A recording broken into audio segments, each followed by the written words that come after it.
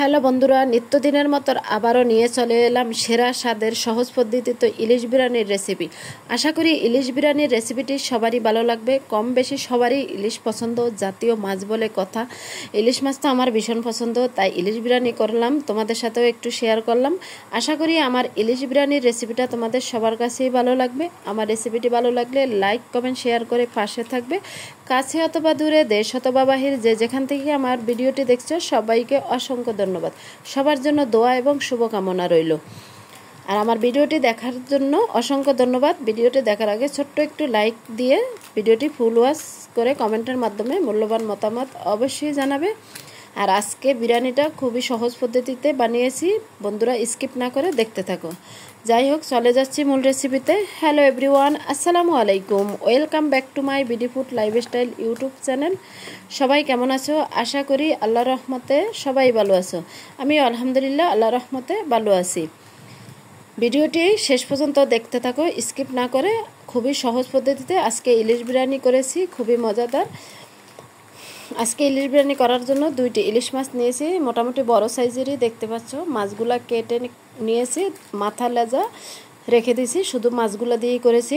তাই মাছগুলো ধুয়ে পরিষ্কার করে নিয়েছি। এখানে 7 পিস মাছ হয়েছে। হলুদের গুঁড়া, একটু লবণ আর হালকা একটু মরিচের গুঁড়া আর একটা লেবুর রস দিয়ে ম্যারিনেট করে ফ্রিজে আধা ঘন্টার জন্য রেখে দিছি। এখন মশলাটা বানিয়ে নিচ্ছি। দিয়ে দিলাম পেঁয়াজ বাটা আর দিয়ে দিছি আদা বাটা, পরিমাণ মতো হলুদের গুঁড়া, একটু কালারের জন্য দিয়ে দিছি জিরার গুঁড়া আর ধনিয়ার গুঁড়া, আর একটু জালের জন্য দিয়ে দিছি কাশ্মীরি লঙ্কার গুঁড়া, আর দিয়ে দিলাম পরিমাণ মতো লবণ। আর এখানে 1 বাটি দধি দিয়ে দিছি। আর ইলিশ পোলাও করার জন্য অবশ্যই দধিটা ব্যবহার করবেন, তাহলে খেতে এতটাই মজা হবে, যাকে একবার খাওয়াবেন সেই আপনার প্রশংসা করবে। খুবই মজার এবং খুবই লোভনীয়। ইলিশ বিরিয়ানি রান্না করতে জানলে অবশ্যই একবার খেলে বারবারই খেতে ইচ্ছা করে। দিয়ে দিছি পরিমাণ মতো সয়াবিন তেল। তার সবগুলো উপকরণ একসাথে মিক্স করে নিচ্ছি, দেখতেই পাচ্ছ বন্ধুরা। এইভাবেই মশলাটা পেস্ট করে নিতে হবে। সবগুলা একটা চামিচের সাহায্যে পেস্ট করে নিছি। এখন আগে থেকে মাছ ম্যারিনেট করে ফ্রিজে রেখে দিলাম। মাছটা নামিয়ে এখন এই মশলার ভিতরে দিয়ে দিলাম এক এক করে। তাই মাছগুলো আবার ভালোভাবে এই মশলাটা দিয়ে একটু ম্যারিনেট করে নিব। আর এইভাবে মশলাটা দিয়ে ম্যারিনেট করে আবার 20 মিনিট অথবা 30 মিনিট, হাতে সময় থাকলে 30 মিনিটের জন্য ফ্রিজে রেখে দিবেন। আর হাতে সময় না থাকলে অবশ্য 10 মিনিটের মধ্যে করে নেবেন। আর আগে যেভাবে ম্যারিনেটটা করছি অবশ্যই লেবুর রসটা দেওয়ার চেষ্টা করবেন, তাহলে ফ্লেভারটা অনেক ভালো আসে। তো আমি ঢাকনা দিয়ে আধা ঘন্টার জন্য রেখে দিছি। এখন চলে গেলাম চুলায়। এখন পেঁয়াজ বেরেস্তা করার জন্য আমি এখানে 4টা পেঁয়াজ কেটে নিয়েছি একদম পাতলা করে। আর বেরেস্তা করার সময় অবশ্যই তেলের পরিমাণটা একটু বেশি দিবেন, তাহলে পেঁয়াজ বেরেস্তাটা একদম মুচমুচে হবে। আর হালকা সামান্য একটু চিনির গুঁড়া দিয়ে দিবেন, তাহলে পেঁয়াজ বেরেস্তা 3 থেকে 4 ঘন্টা কোনো নরম হবে না, একদম মুচমুচে থাকবে। তাই পরিমাণে তেলটা একটু বেশি দিছি। আর পরে তেল এখান থেকে একটু সরিয়ে রেখে এই তেলের ভিতরেই আমি রান্না করব। এখন আমি পেঁয়াজটা ভেজে নিয়েছি, একদম লাল লাল করে ভাজা হয়ে গেছে, দেখতেই পাচ্ছ। আর এখানে তেলের পরিমাণটা বেশি ছিল, একটু তেল সরিয়ে নিয়েছি। আর এই তেলের ভিতরেই আগে থেকে মাছটা ম্যারিনেট করে রেখেছি, মাছটা ঢেলে দিছি। এখন মাছটা আস্তে আস্তে নাড়তে হবে, ভেঙে যেতে না যায়, যেহেতু মাছটা কাঁচা। আর এইভাবে মাছটা ধীরে ধীরেই নাড়তে হবে।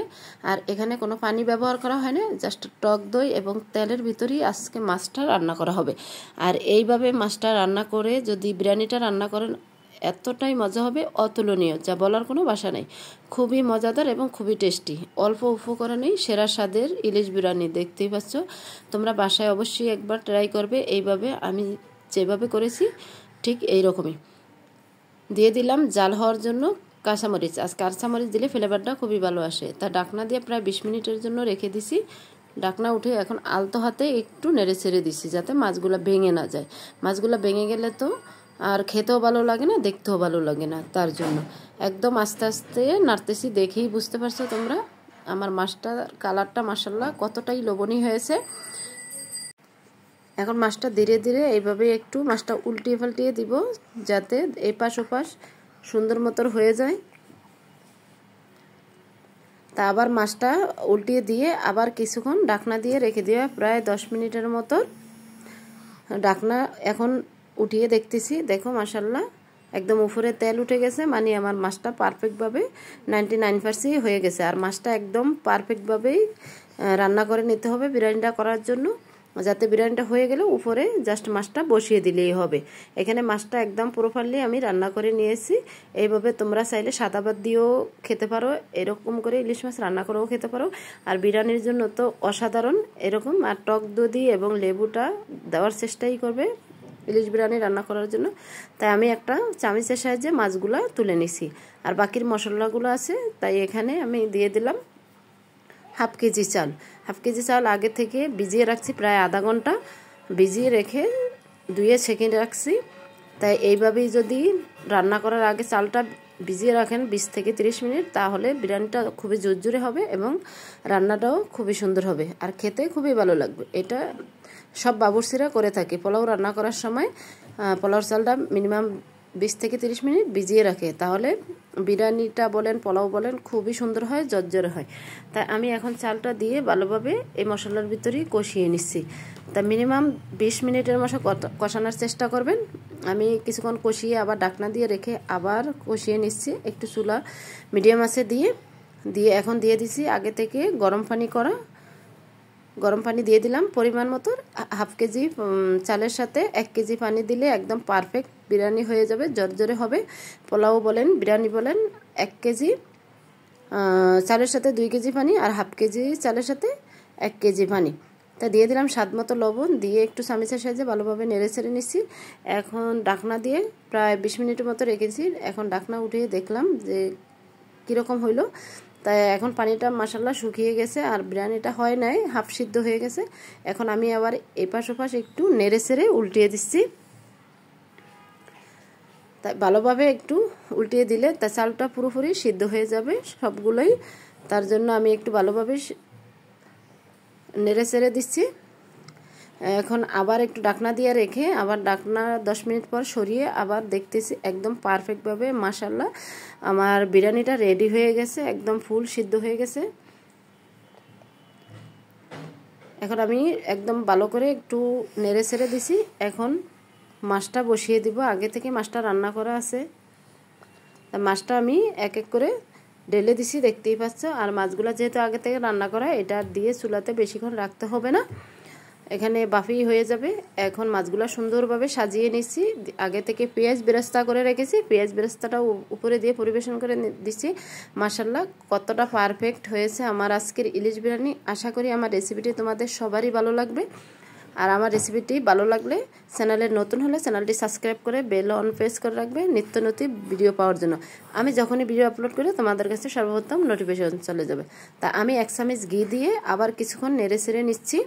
আর ঘিটা দিলে খেতে ভালো লাগে, তার জন্য দেখতেই পাচ্ছ বন্ধুরা কতটা লোভনীয় হয়েছে আজকের ইলিশ বিরিয়ানি। আর মাছগুলো ছিল ডিমওয়ালা, দেখাই যাচ্ছে। আমি ডিমগুলো বের করি না, মাছের সাথেই কেটে নিয়েছি, যাতে দেখতেও ভালো লাগে খেতেও ভালো লাগে। এখন আমি চুলা থেকে নামিয়ে নিলাম, একটা প্লেটে পরিবেশন করে নিব।